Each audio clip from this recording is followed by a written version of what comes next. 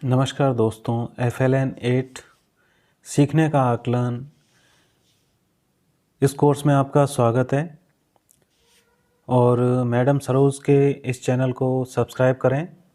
मैं आपका साथी शिक्षक अनुराग यादव आपका स्वागत करता हूं। तो हम शुरू करते हैं FLN 8 सीखने का आकलन बिना किसी भूमिका के, जिससे आपका समय बचे। तो हमारा पहला प्रश्न है, अभिभावक घर पर बुनियादी साक्षरता को बढ़ावा और प्रोत्साहन सुनिश्चित करके दे सकते हैं। तो इसका सही ऑप्शन है आयु उपयुक्त श्रेणीबद्ध कहानी पुस्तकें, खिलौने और हस्तकौशल वस्तुएं। इसे सबमिट करना दोस्तों और उसके बाद नेक्स्ट पर क्लिक करना, जिससे कि कोई क्वेश्चन हमसे स्किप ना हो। अगला क्वेश्चन देखते हैं स्लाइड में। बच्चे विविध पृष्ठभूमियों से आते हैं और विविध प्रकार के अवलोकन एक वस्तु विस्तृत आंकड़ा प्रदान करते हैं जिस पर शिक्षक कर सकता है। तो इसका सही ऑप्शन है बच्चों के साक्षरता और संख्या ज्ञान प्रवीणता स्तर में सुधार लाने के लिए चिंतन और उपयुक्त योजना का विकास। इसे सबमिट करें और नेक्स्ट पर क्लिक करें। अगला प्रश्न देखिए दोस्तों, निम्नलिखित में से कौन सा रूब्रिक को आकलन के साधन के रूप में प्रयोग करने के लिए सही नहीं है। तो इसका ऑप्शन है एक शिक्षक के लिए बच्चे को उत्तीर्ण या अनुत्तीर्ण करने का अवसर। सबमिट करें और नेक्स्ट पर क्लिक करें। अगला प्रश्न देखिए दोस्तों, छोटे बच्चों को FLN के लिए सीखने और विकास के अवलोकन और आकलन के लिए निम्नलिखित तकनीक की आवश्यकता होती है। तो इसका सही ऑप्शन है विविध उपकरण और आकलन की तकनीकें। अगली स्लाइड की तरफ बढ़ते हैं। इसमें हम देखते हैं, पहला प्रश्न है बुनियादी साक्षरता और संख्या ज्ञान प्रशिक्षण में शामिल होना चाहिए। तो इसका सही ऑप्शन है प्री स्कूल और सभी प्राथमिक शिक्षकों को। सबमिट करें और नेक्स्ट पर क्लिक करें। शिक्षण अधिगम युक्तियों में हास्य और मज़ा शामिल करने से सीखना बन जाता है। तो सीखना बन जाता है, इसका सही ऑप्शन है सरल और बेहतर समझ के साथ प्रेरणादायक। सबमिट करना है और नेक्स्ट पर क्लिक करना है। अगला प्रश्न देखते हैं, 360 डिग्री रिपोर्ट कार्ड में शामिल होगा। तो इसका सही ऑप्शन है एक बच्चे के व्यक्तित्व के सभी पहलू। अगला प्रश्न देखिए सबमिट करने के बाद, शिक्षक को सकारात्मक होना चाहिए खाली स्थान के लिए। तो इसका सही ऑप्शन है प्रत्येक बच्चे के सीखने के लिए, हमारे प्रश्न में ही है। तो सबमिट करें और नेक्स्ट पर क्लिक करें। अगली स्लाइड की तरफ बढ़ते हैं। आकलन सूचना शिक्षक की FLN पाठ्य सामग्री का निर्णय और नियोजन करने में सहायता करती है। तो इसका सही ऑप्शन है दोस्तों बच्चों के सीखने को सतर्क अवलोकन के साथ उपयुक्त शिक्षण विधि का प्रयोग करते हुए पढ़ाने और मार्गदर्शन करने के लिए। सबमिट करने के बाद ही आगे बढ़ना दोस्तों, जिससे आपकी मार्किंग में कोई फ़र्क ना आए और बहुत ही अच्छा स्कोर आप कर सकें। अगला प्रश्न देखिए दोस्तों, गणित या हस्तकौशल क्षेत्र शिक्षकों को बच्चों के बारे में एक अपरिपक्व आकलन प्रदान करेगा।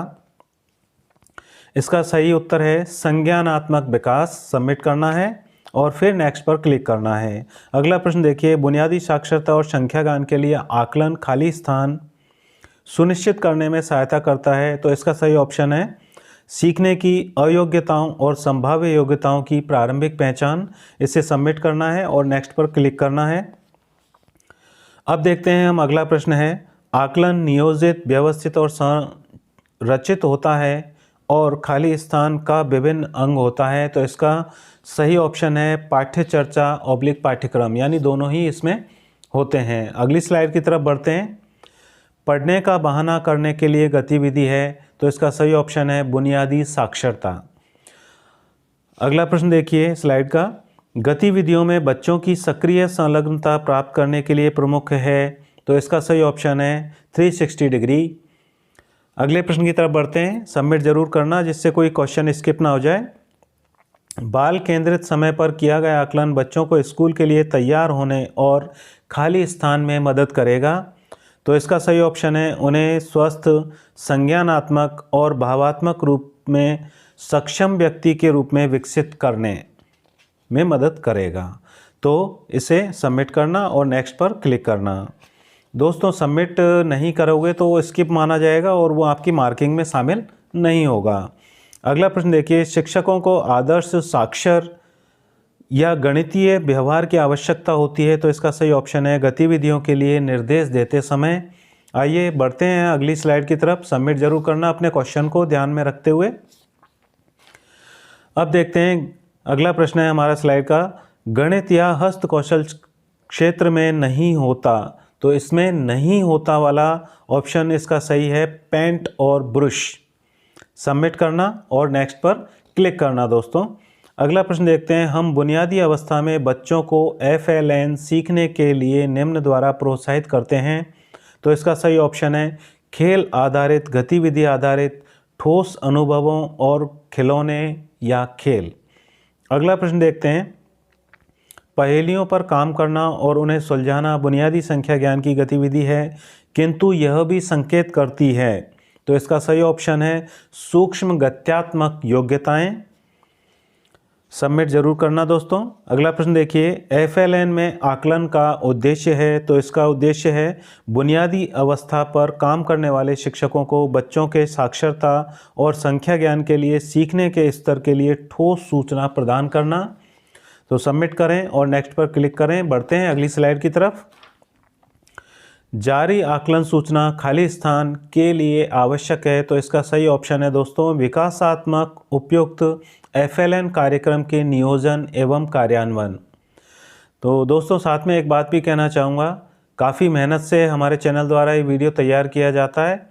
ऐसा नहीं है कि सिर्फ स्क्रीन रिकॉर्ड करके और आपको हम इसको सर्व कर दें, परोस दें और आप उससे अपने आप को खुशकिस्मत समझें। ऐसा नहीं है, काफ़ी मेहनत से लिखना, हर एक क्वेश्चन को वास्तव में टैली करना, और सरोज मैडम के चैनल पर KRP अनुराग यादव द्वारा इसको तैयार किया जाता है। तो प्लीज़ सब्सक्राइब करें, अपने दोस्तों के साथ शेयर करें। अगला प्रश्न देखते हैं, जब एक बच्चा खिलौनों को एक पंक्ति में सबसे बड़े से सबसे छोटे की ओर रख रहा हो, इट मीन्स डिसेंडिंग ऑर्डर में उनको रख रहा हो, तो शिक्षक वास्तव में बच्चों की खाली स्थान में प्रगति का अवलोकन कर रहा है, तो इसका सही ऑप्शन है दोस्तों बुनियादी संख्या ज्ञान के तहत क्रमबद्ध करने का कौशल। इसके बाद देखते हैं हम अगला प्रश्न, कक्षा पुस्तकालय या साक्षरता क्षेत्र में निम्नलिखित नहीं होता, तो इसका सही ऑप्शन है ब्लॉक बिल्डिंग। सबमिट करना और अगला प्रश्न देखते हैं, HPC कार्ड घर और स्कूल के बीच एक महत्वपूर्ण कड़ी होगा और इसके द्वारा नियमित अभिभावक शिक्षक मीटिंग होगी, तो इसका सही ऑप्शन है अपने बच्चों की समग्र शिक्षा और विकास में अभिभावकों परिवारों को सक्रिय सहभागी बनाने के लिए। तो सबमिट करें और बढ़ते हैं नेक्स्ट स्लाइड की तरफ। परिभाषा में 360 रिपोर्ट है, तो इसका सही ऑप्शन है समग्र और बहुआयामी। अगला प्रश्न देखिए, बच्चों के अवलोकन और विश्वसनीय सूचना एकत्र करने का तरीका नहीं है, तो उसमें है सही ऑप्शन है साथी शिक्षकों से बात करना, क्योंकि वो अपने विषय के आधार पर अपना ऑप्शन देते हैं। हमारी विषय अलग है तो हमारा ऑप्शन अलग रहेगा। अगले प्रश्न की तरफ देखते हैं, बुनियादी साक्षरता और संख्या ज्ञान की शिक्षण अधिगम प्रक्रिया में खिलौना आधारित शिक्षण विधि को एकत्रित करने का अंतिम लक्ष्य है, तो इसका सही ऑप्शन है दोस्तों बच्चों की समीक्षात्मक चिंतन, सृजनात्मक सोच, संवाद करने, उच्च श्रेणी का विकासात्मक उपयुक्त पुस्तकों का आनंद लेने, स्वतंत्रतापूर्वक कल्पना। इसे सबमिट करें और नेक्स्ट पर क्लिक करें। अगला प्रश्न देखिए, एक HPC की फुल फॉर्म है होलिस्टिक प्रोग्रेस कार्ड के संकेतकों में शामिल है, तो इसका सही ऑप्शन है 21वीं सदी कौशल जैसे कि समीक्षात्मक चिंतन, समस्या समाधान, सृजनात्मकता, संप्रेषण और सहयोग। आइए बढ़ते हैं अगली स्लाइड की तरफ। एक बच्चा एक पंक्ति में रखी वस्तुओं को छू और गिन रहा है, उनकी काउंटिंग कर रहा है और उनको टच भी कर पा रहा है। शिक्षक बच्चे की खाली स्थान में प्रगति का अवलोकन कर रहा है, तो इसमें आएगा बुनियादी संख्या ज्ञान। सबमिट करना दोस्तों, बिना सबमिट के आगे मत बढ़िएगा, नहीं तो स्किप हो जाएगा क्वेश्चन। अगला प्रश्न देखिए, कक्षा में वे कौन से क्षेत्र होते हैं जहां बच्चों को विकास के विशिष्ट क्षेत्र से संबंधित प्रायोगिक सामग्री मिलती है? इसका सही ऑप्शन है सीखने के गतिविधि केंद्र। अगला प्रश्न देखिए, सबमिट जरूर करना दोस्तों, जल्दी में स्किप मत कर देना। शिक्षक को द्वितीय भाषा पर बल नहीं देना चाहिए, तो इसका ऑप्शन है यदि बच्चा सहज नहीं है। पिछले कोर्स में हमने जो पढ़े थे L1, L2, L3 उनका आपको मैंने बताया था उसमें भी कि लैंग्वेज 1, लैंग्वेज 2 और लैंग्वेज 3 उनका मीन्स था, वहाँ पर अपने पोस्ट से मतलब नहीं था। आइए देखते हैं अगला प्रश्न। कौन सा पोर्टफोलियो का हिस्सा नहीं है कक्षा में उत्तर देना? सारे काम किए जाते हैं पोर्टफोलियो में, बच्चों के बारे में सारा रिकॉर्ड संधारित किया जाता है, लेकिन कक्षा में उत्तर देना पोर्टफोलियो में शामिल नहीं होता है। तो सबमिट करें, नेक्स्ट पर क्लिक करें। बढ़ते हैं अगली स्लाइड की तरफ। खिलौनों और शैक्षणिक खेल सामग्री को विकासात्मक रूप से उपयुक्त सामग्री से उचित और खाली स्थान होना चाहिए। तो इसमें सही ऑप्शन आएगा दोस्तों, सभी बच्चों की रुचियों से जुड़ा और अपने घर के परिवेश से सुयोजित। अगला प्रश्न देखिए, नई शिक्षा नीति 2020 के अनुसार स्कूल आधारित आकलन के लिए सभी बच्चों का प्रगति कार्ड जो अभिभावकों को संप्रेषित किया जाएगा होगा। इसका सही ऑप्शन है समग्र स्वरूप का। अब देखते हैं अगला प्रश्न, निम्नलिखित में से कौन सी FLN गतिविधि नहीं है? पेंसिल को निर्दिष्ट डिब्बे में रखना। सबमिट करना और दोस्तों फिर नेक्स्ट पर क्लिक करना। अगला प्रश्न देखिए, निम्नलिखित में से कौन सी FLN गतिविधि नहीं है? हो चुका है, पेंसिल को निर्दिष्ट डिब्बे में रखना। अगला प्रश्न देखिए, जब शिक्षक बच्चे से कहानी की पुस्तक का मुख्य आवरण और पीछे का आवरण दिखाने को कहता है तो शिक्षक में प्रगति का अवलोकन और आकलन कर रहा है, तो खाली स्थान में आएगा बुनियादी साक्षरता। बुनियादी साक्षरता का ये दूसरा प्रश्न है। देखते हैं अगली स्लाइड में।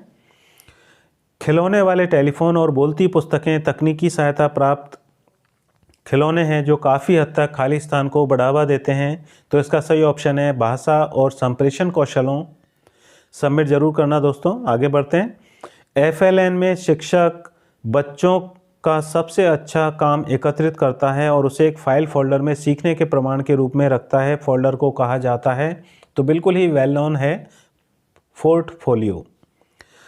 तो पोर्टफोलियो में सारा संधारण किया जाता है।